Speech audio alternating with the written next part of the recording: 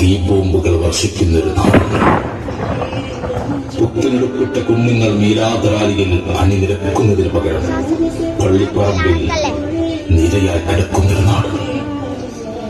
മൗലീദുകൾക്ക് പകരം തൽക്കീനുകൾ മുഴങ്ങിക്കേൾക്കുന്നൊരു നാട്.